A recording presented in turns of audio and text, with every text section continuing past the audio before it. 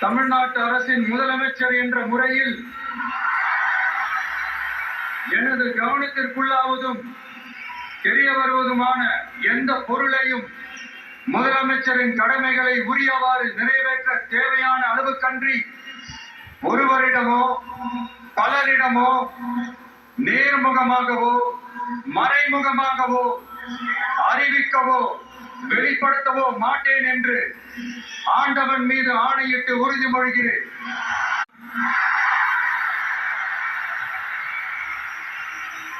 தமிழ்நாட்டு அரசின் முதலமைச்சர் என்ற முறையில்